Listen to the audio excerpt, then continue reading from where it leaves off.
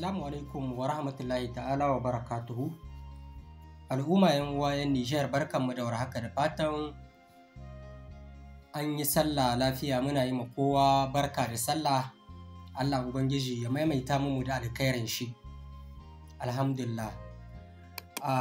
Wasu kalamai da shugaban hafsan sojojin Najeriya Christopher Musa ya yi a wajen wani taro nasu da suka yi a Najeriya. A wajen wannan taro ne ya bayyana abubuwa da yawa a ɓangaren abin da ya shafi harkar tsaro, wanda daga ciki ya taɓo wata magana wadda baya wasu munafukai da wasu da suke amfani da rigan malinta da kuma wasu da suke da awar cewa su 'yan kishin ƙasa ne na Najeriya. A lokacin da wani labari na ƙarya ya huto, wanda suka dinga yayatawa suka huto suna ta maganganu cewa Niger za ta yi katanga tsakaninta da Najeriya. Wannan labari ya yi yawo sosai, inda wasu suka ta ɗaukar labarin suna ta maganganu suna faɗin abin da suke so. Yau gashi ta tabbata ƙarara, ashe ba Nijar ba ce take da niyyar gina katanga tsakaninta da Najeriya. A Najeriya ce take da niyyar gina katanga tsakaninta da Nijar. Sabida mi? Sabida harkar ta'addanci. A nan abin da muke so mu gaya ma shi Christopher Musa ya sani shine cewa ƙasanmu ta Niger babu wani rukuni, babu wani yanki da ya gagari sojin Niger shiga a ciki. Abin da muke so ya sani kenan, babu wani lungu da saƙo da jami'an tsaron ƙasar Niger ba su iya shiga su yaƙi kowane ne, su yaƙi kowane irin ɗan ta'adda ne. Babu lungun, babu shi cikin Niger.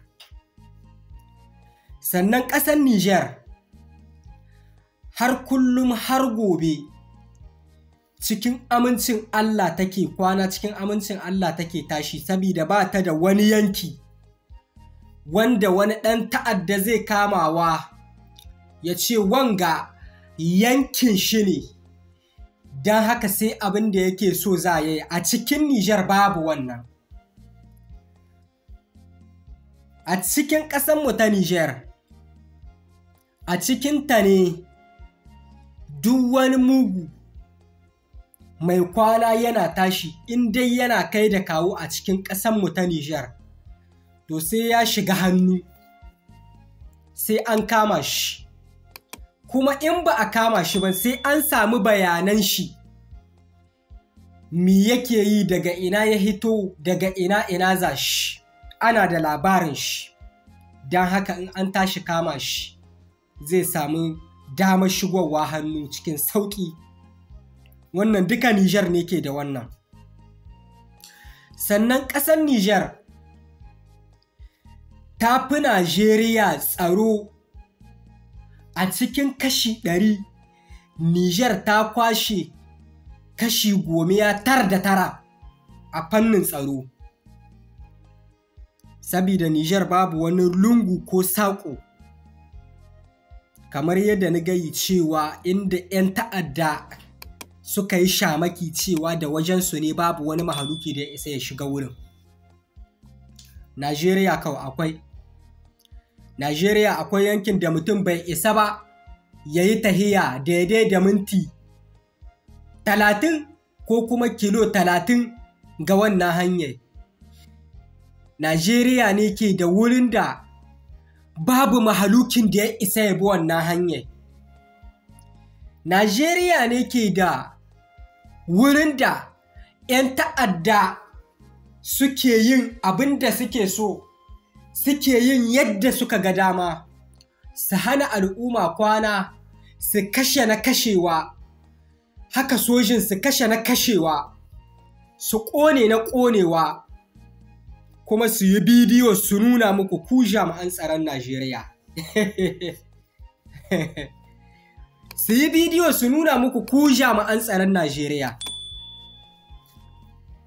Shi ne Christopher Musa ya hito yana cewa Najeriya ya kamata ta gina katanga tsakaninta da ƙasashenta maƙwabta. Wanda alhali mu Nijar ma idan muka farmaki 'yan ta'addan Najeriya suke shiga. Kuma daga can suke hitawa su shigo Nijar kin. Don haka idan suka ji matsi sai su koma Najeriya. Mu muna farin ciki ku gina katanga. Alhamdulillahi mu muna farin ciki ku gina katanga. Duk abin da kuka san ya fi katanga. To idan dai har Najeriya tana iyawa kuma tana da shugabannin da za su iya yin wannan aikin. To da Allah da Annabi su yi. Su ga yadda Nijar za ta kwana lahiya ta tashi lahiya. Ai 'yan ta'addar dama daga Najeriya ne suke shigowa. Kai Christopher Musa, in baka sani ba ka sani, mun san ka sani, daga Najeriya suke shigowa. Daga Najeriya suke shigowa su zo ƙasanmu Nijar. Idan suka ji wuta a Nijar sai su tsallaka su koma Najeriya saboda Nijar babu wurin zama, babu wurin shakatawa, babu wurin yin abin da aka ga dama. Wannan hilin duka akwai shi cikin Najeriya. Da haka idan kuka gina katanga, za su yi yadda suka ga dama da ku su 'yan ta'addan. Za su yi yadda suka ga dama. Babu damar ku farmake su, ba ku da ƙarfin farmakarsu. Ku kai musu hari. Da shugaban ƙasanmu mai girma mai daraja, General de Brigade Abdurrahman Chani, shugaban sojojin ƙasarmu, da ya hito ya yi magana.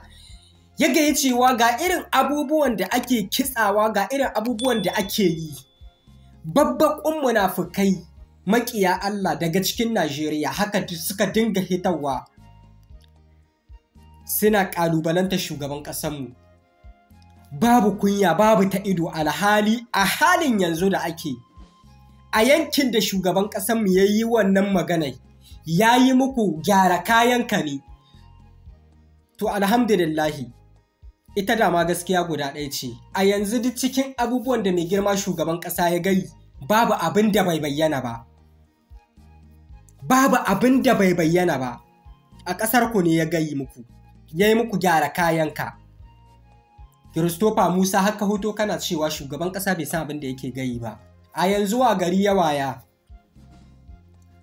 Wallahi muna maraba ku gina katanga. Idan kuna da abin da ya yi katanga kuma ku yi. Idan kuna da abin da ya yi katanga kuma ku gina shi. Nijar ba wurin da ɗan ta'adda zai yi yadda ya ga dama ba ne ba. Don mu muna tsaye a kan ƙasanmu. Rayukanmu tsaye muke mu bada su a kan ƙasanmu. Kuma don a kwana lahiya a tashi lahiya. Don haka Christopher Musa, ku ja katanga mai tsawon kilomita 500 tsawon iyakanmu da ku. Idan kuka yi wannan, shi ne za mu ƙara tabbatar da cewa ƙasanmu Nijar za mu kwana lahiya, kuma ƙasanmu Nijar za mu tashi lahiya. Sannan duk ɗan ta'addar da zai shigo daga yankin Najeriya, wallahi sunan shigawa. Ƙarya ne mutumin yake ya hito daga Najeriya ya ce kuma ya koma, ya yi ta'addanci Nijar ya ce ya koma. Ƙarya ne yake. Muna jiran lokacin. In dai har za ku iyawa, kuma kuna iyawa, in dai har za ku iya kuma kuna iyawa ɗin, to ku yi mu gani. Ku yi, mu muna kallon ku yi mu gani. In dai har za ku iyawa kuma kuna da shugabannin da za su iya yin wannan aikin. Ai ba magana ba ce ga baki, shugabanci ne abin. Sai in akwai shugabanci, dan shugabanci shine ke yin wannan. Ƙwarai, ƙasar da babu shugabanci ba a irin wannan magana. Ka yi suɓul da baki. Christopher Musa, ku je ku sake tunani, ku je ku sake shiri, ku je ku sake ba sojojinku training, ku je ku sake ba su training. Amma a halin yanzu kam, Najeriya sai dai mu yi muku addu'a, ‘yan uwanmu, ‘yan arewa sai dai mu yi musu addu'ar Allah ya tsare su, saboda suke cikin bala'i kuma suke cikin masifa. Domin duk wannan tashin hankalin da ake yi, babu shi a kudancin Najeriya. Babu shi a kudancin Najeriya. Duk wannan hitinar da ake babu ita a kudancin Najeriya.